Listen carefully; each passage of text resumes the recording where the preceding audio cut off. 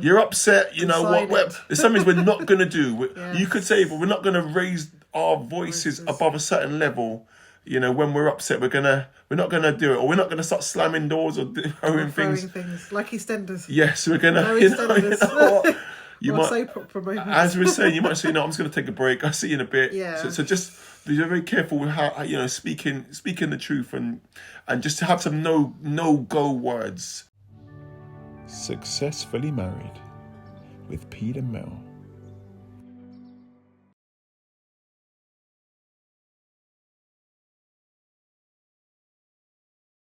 Hi guys, so I'm Pete. And I'm Mel, and we are Successfully Married.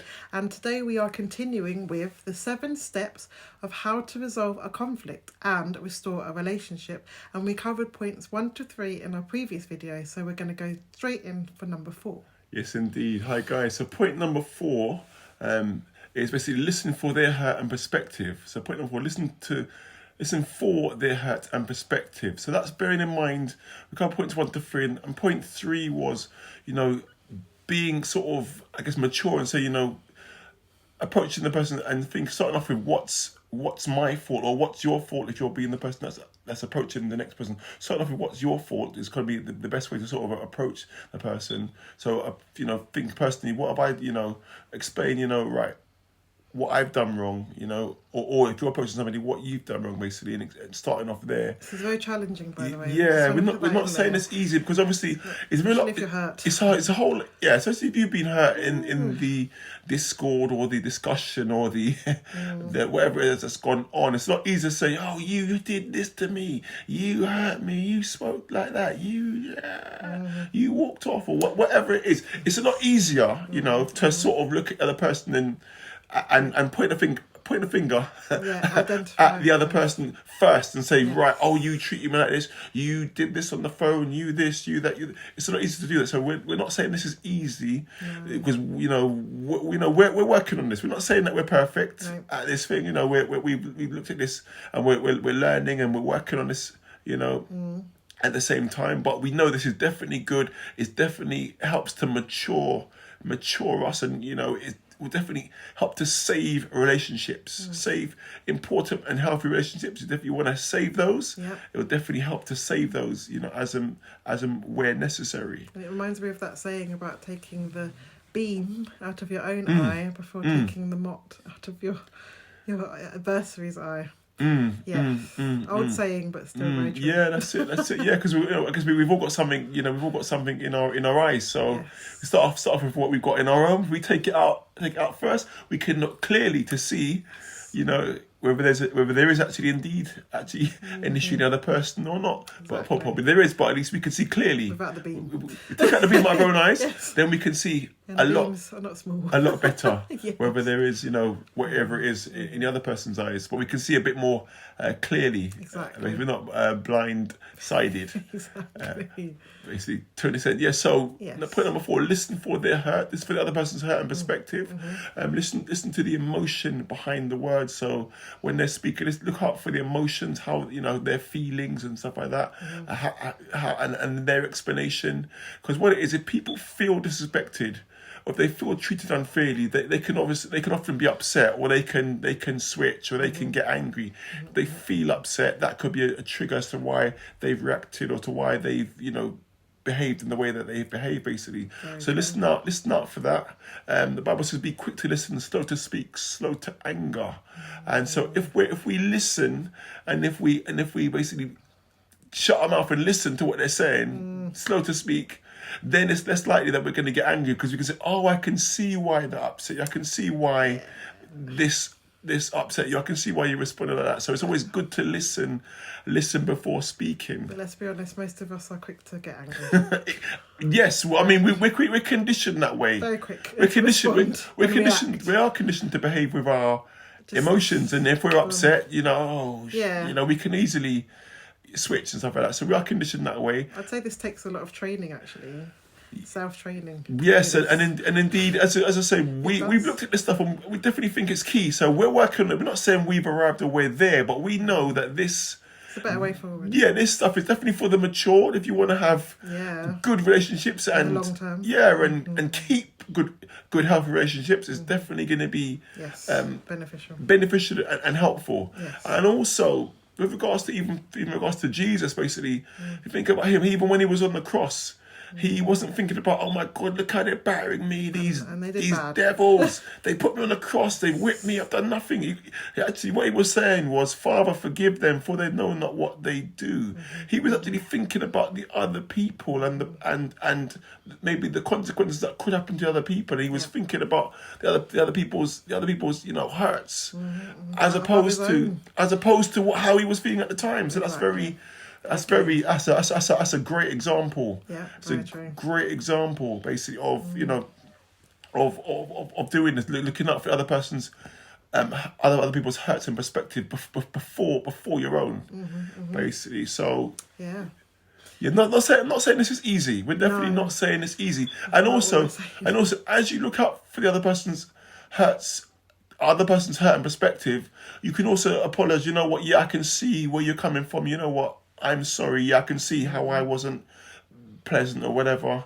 And you can also apologise again specifically, because you can actually listen up where you've actually hurt them and stuff, and you can apologise again. This is, of course, if you didn't mean to hurt them. If you did mean to hurt them, this is irrelevant.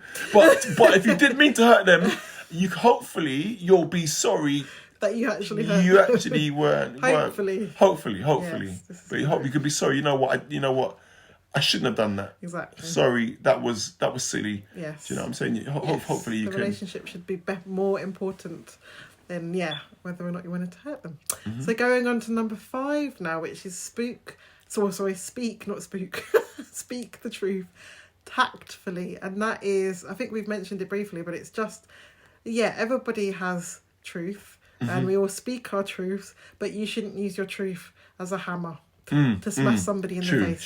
True. You do have to be tactful. So it might be true, but sometimes you have to think, is this the right time to say this truth? And if I do say it, how do I say it? Not just like, it's true, tough. Don't care, like, it's the truth. Very true. Deal with it. Very, very true. Yeah, so speak with love. Speak with love. Even the Bible talks about speak the truth with love. Gentleness, with kindness. Speak the truth. Because sometimes the truth is a hard pill to swallow. Oh, yeah. So sometimes it's just speaking the truth with kindness, being kind with your words, being, gentle with your words. It'll be easier to receive, I think, if you're speaking the truth. With that in mind, then they're more likely to be. But if you just go, this is true, you're going to get a wall. Because they're like, hang on, I don't agree with that. And then you've got into another conflict there. Yeah, true. Because I mean, it's obviously, it's not as good just to speak the truth harshly or hurtfully. Oh, this is how I see it. Boom. Yes. And what's the matter with you? This is the truth. Don't do that. Obviously, yes, we're all, as human beings, we're all learning, and I'm sure there's many of us out there who've spoken the truth bluntly. I know I've done that a fair manner of times, but obviously I'm learning. To speak the truth. But try and speak it in love. Try and speak it kindly, not just point blank. You're out. Exactly. Speak it in love. Speak it kindly, because obviously, as Miss was saying, if we speak it quite just point boom, it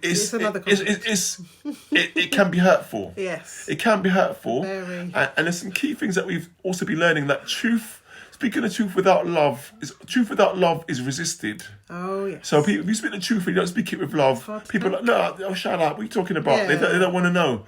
But truth with love is received. So speak the truth, but speak it with love. More than likely, it's going to be received. This is why when we share in the gospel, we don't bash people over the head with Bibles. We show love, because love is a lot more attractive than you are bad, or you've done wrong, or you're a sinner, which is true, but that's not the way to go about it. Yeah, you speak the truth with love. Exactly. Yeah, so basically, even on that note, with that point, we're speaking the truth tactfully. So what would be a good thing to do, even in your marriage, is to decide that there was going to be some no-go words in your marriage. Okay, so you're going to say yes or no. So we're not going to swear at each other. We're not, we can say, right, we're not going to call each other names. No. We're not going to slander each other. Exactly. We're not going to be malicious. No. Shouldn't be, no. When there's true, we're not going to bring that one into just like your mother, or family members, or different types of different things. Exactly. different types of different types of away from all people. of You know, we're not going to do that. Exactly. And also, other things. Yeah, and you should always put yourself and say, okay, this is how I see it, because you're treating Yeah, your yeah, perspective. If there's a number 6, if you're standing at the bottom, it will look like a 6. If you're standing at the top, it will look like a 9. Choose perspective. Yeah, so perspective is key when it comes to you sharing truth, because it's from your perspective. Yeah, and also another no-go word, I guess, is not certainly a healthy word if you want to stay married, is using the word divorce. Oh, I'm going to get divorced. Stay away from the D word. That's certainly not because someone might say, well, go on then. You know what I mean? So obviously, it's not a healthy word to be using if you want to build a marriage and maintain a healthy relationship. So that's obviously not a good thing. Maintain a healthy, providing a relationship's healthy. Yeah, exactly. That's certainly not a good word to be. No, a good or you know, based on emotions. A sensible word to be using. No. Basically, so it's definitely it'll be good if you haven't done so already. If you are married, if you're planning to get married, to have some no-go words. That, even if even if you're upset, if you're you're upset, you know what? There's some things we're not going to do. You could say, but we're not going to raise our voices above a certain level. You know, when we're upset, we're not gonna do it, or we're not gonna start slamming doors or throwing things like EastEnders. Yes, we're gonna. No, you know what? You might, as we're saying, you might say, "No, I'm just gonna take a break. I'll see you in a bit." Yeah. So just be very careful with how speaking the truth and just to have some no go words. Definitely think is going to be a good idea. Mm-hmm.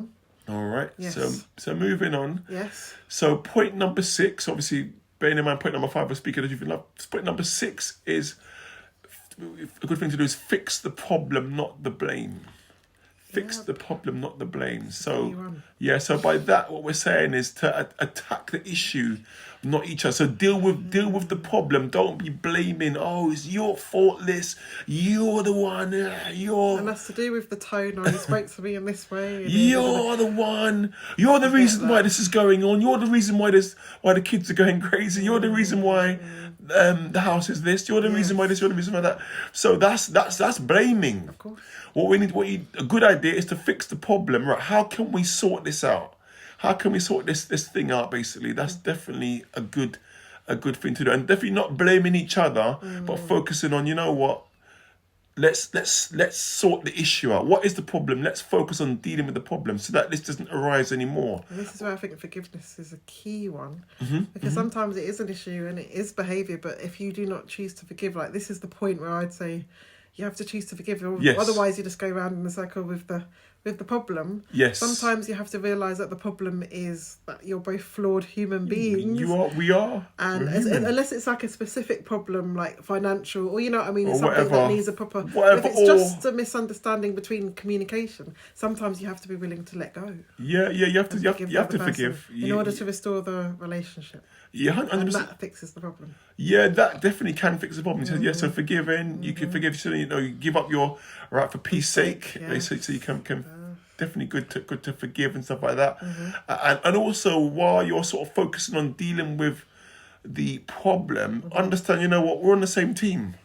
We're together. We're together. We're together in this. Whether you're dealing with a marriage, or whether you're dealing with a relationship or a friendship, or even a colleague or whatever it is, you're supposed to be on the same team. Even if you're being professional, even if you don't like them, it's still good to be professional. Supposed to be on the same team. If you're working for the same sort of... Ideally, supposed to be on the same team anyway. Exactly. Well, at least to the customers. Well, well, you know what I mean? Yeah. When you're playing. But what I mean by this is, you're supposed to be on the same team in a relationship. So you know what? So focus on the problem, not on blaming each other. Because blaming each other is just going to, oh, wow, you're the problem this, or you're the problem here, you're the problem, I don't like this, I don't like that, I don't like what you do this.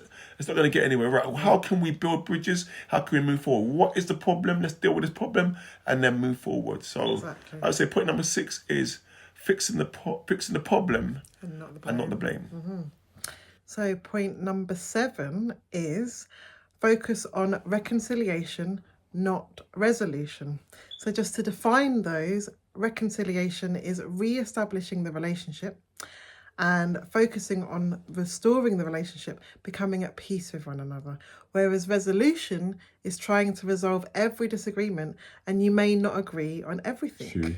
True. So it's just not going to work. So it's better to focus with the purpose of the relationship on reconciliation and not resolution, which sometimes is just about proving that you're right and they're wrong.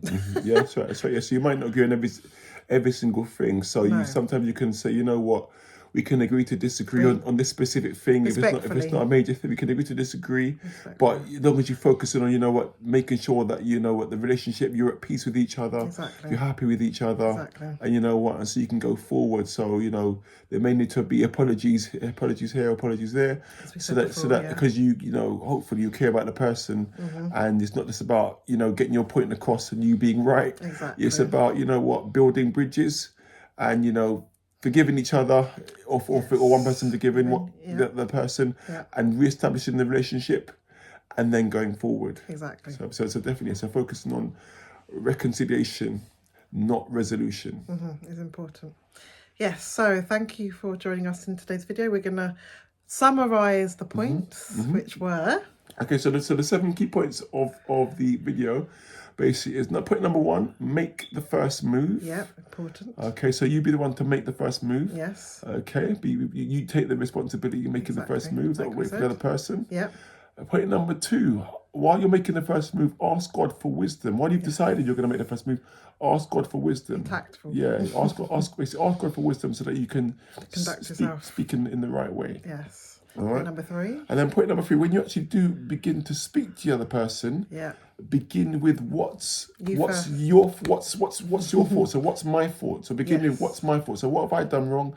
And you explain to the person, all right, you know what, I'm sorry I did this wrong. I'm sorry. I see how I could have come across. I could have handled that better. I'm sorry. I put myself first. I wasn't sensitive to your feelings. You know, so that's what you could do for point number 3. Yeah, point number 4. Point number 4 is listen for the other person's hurt and perspective. Listen to their hurt and perspective. Yeah. How you know, their emotions, you know, how they felt about, you know, what you did, etc. Point number 5 is speak the truth tactfully. So you're saying to the person, right, with kindness and consideration. Yes, okay, you came across like this to me, or it came across like this to me, or I was hurt this way because, etc., whatever. You're speaking your situation, but you're speaking it tactfully, so speaking it kindly and lovingly. And number 6. And point number 6 is fix the problem, not the blames. You're focusing specifically on, right, how can we resolve what's gone wrong? And forgiveness. How can we sort out what's gone wrong, basically? How can we this is the problem, let's sort this problem out. Basically, not blame each other. Oh, you're the problem, you're the issue. Oh, it's you, you did that wrong, you did this wrong. No. Focus on sorting out the problem. Okay, right, what was the problem? Let's sort this problem out so that we can move forward. And finally, number 7. Number 7 is focus. Okay, when you've sorted those things out, and then focus on reconciliation, not resolution. Not resolution. So basically, so you're focusing on, you know what, restoring the relationship, making peace with the relationship. You're not trying to resolve every single thing, because you may not agree on every single thing. You may not you may disagree on some things. So agree to disagree. So if you need to agree to disagree, and agree to disagree, but the main thing is, you know what, you're sorting out the relationship, you're re-establishing the relationship, and so you're reconciling. You both are happy, and so you can go forward. Go forward in the relationship. So that's what we've covered over the 2 videos. If you have anything to add or share, please feel free to DM us, comment, share, and like. Yeah, that's right. And subscribe. That's it. Yeah, feel free to do that. And listen, this is some good tips here. Some very, very good tips. I've been looking at this stuff. It's very, very good. Very good. Very helpful. Very beneficial stuff here that can save a lot of relationships. Can save marriages. Can save relationships. Can save friendships. Because if there's unnecessary conflict that's arisen, you've now got the sort of key strategies of how to resolve the conflict, and actually re-establish the relationship. So feel free to add and share, like we said, and we will see you guys in the next video. See you guys in the next video. Thank All you the very best. much. Take care. Bye. Bye-bye. Bye-bye.